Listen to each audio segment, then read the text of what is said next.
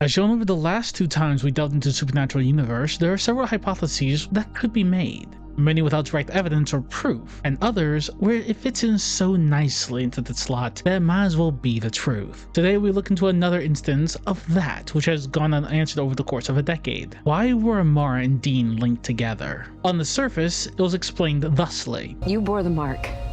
I am the original mark. It was destiny.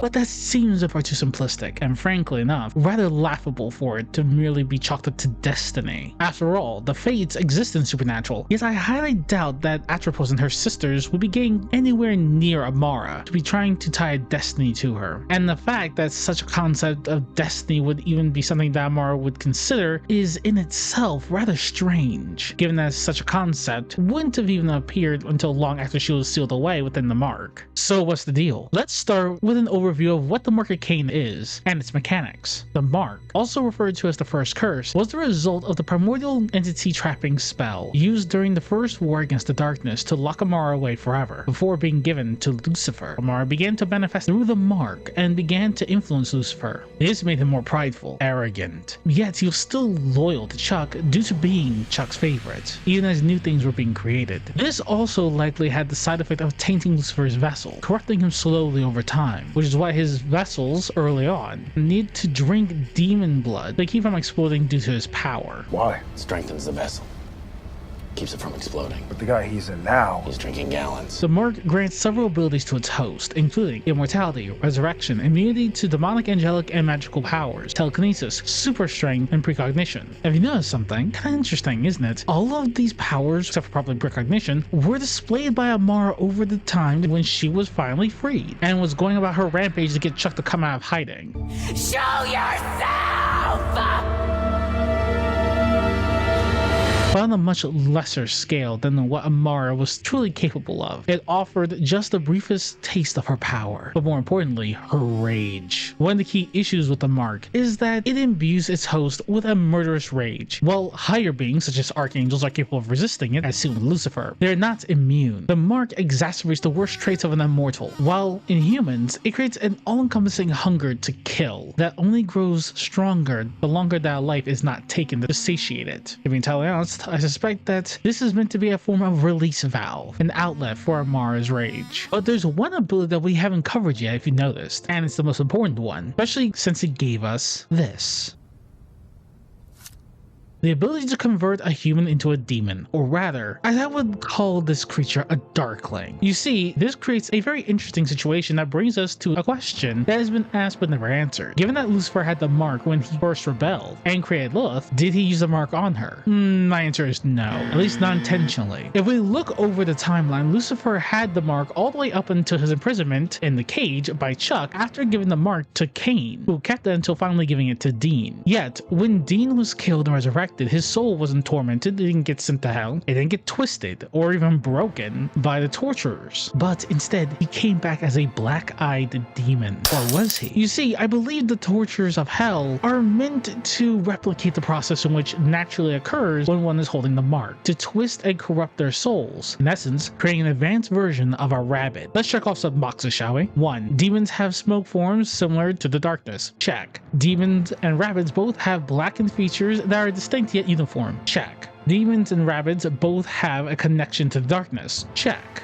Demons and rabbits are cured due to some aspect of light or purification. Check. But you're probably wondering, what the hell does this have to do with why Dean and Amara are even linked together to begin with? Well, it shows how connected they already were prior to that, and why a human would turn into a demon or something close to it if they were killed while holding the mark. The link was already in place the second Dean took the mark to use the first blade against Abaddon.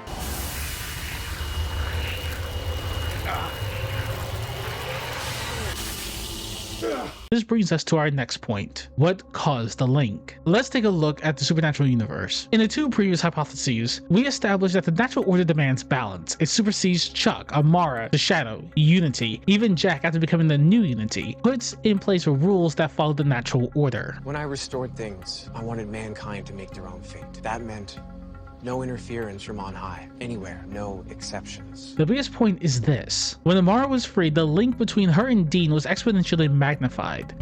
You felt my presence. That's why you came here. like two magnets being drawn together. Now, while he is a liar, Chuck himself stated that he did not write for Dean and Amara to be drawn together like this. That wasn't you writing? Ugh, not that part. Gross. Which suggests that something else brought it about, or a purpose, the natural order. But why? Why would the natural order want this link to be strengthened so much? Well, because of the darkness. Before there was light, before there was God and the archangels, there wasn't nothing. There was the darkness. A horribly destructive, amoral force. As stated in those previous hypotheses, existence relies on the balance of light and darkness, either being alive or dead at the same time. This is the only way equilibrium is maintained. But at the very beginning of creation, Chuck sealed Amara away before he had gone down to creating the multiverse, a creation that Amara was not a part of. Her only connection was to her brother, the one who betrayed her, the one who sealed her away for billions of years, the one she wanted to send so deep into death that only the shadow could have possibly catch him. That is an existential threat, something that had to be prevented, because inevitably Chuck and Amara would meet again. This link, this drawing together of Amara and Dean, was to provide something Amara lacked: perspective. To her, creation was unnecessary. Other beings, other things, all distractions. All she wanted was her brother. She loved him and didn't believe anything else was needed. But Chuck, he wanted to create, and sure, it was out of ego. To make you large. To make you Lord. It was ego. You wanted to be big. It was also out of selfishness, but mentioned previously, I believe that there is a bigger reason why Chuck wanted to create things.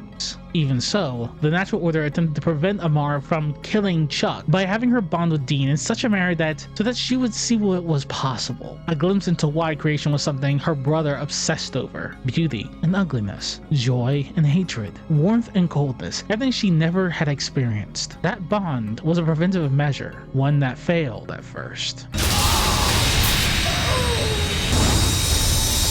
only to succeed in the end due to Dean talking with her. A talk no one else in the whole creation could have given, because no one else had that bond with her that Dean had. Now, I want to also make sure that it's made clear. I am not saying that only Dean could have had this talk if Amara was freed. I am saying only those who had the mark and she was bonded with could have had this talk. So if Cain still had the mark when Amara was released, he would have had the talk. That's about it. So I'm not saying that Dean is special, to be fair. The link, the one that the natural order strengthened, became an attraction. Not fate, not prophecy, not command, but subtle guidance, a nudge in the right direction. One that turned Amara from this Show yourself!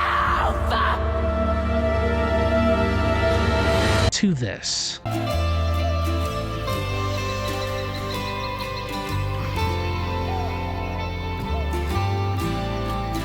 Now that is true magic.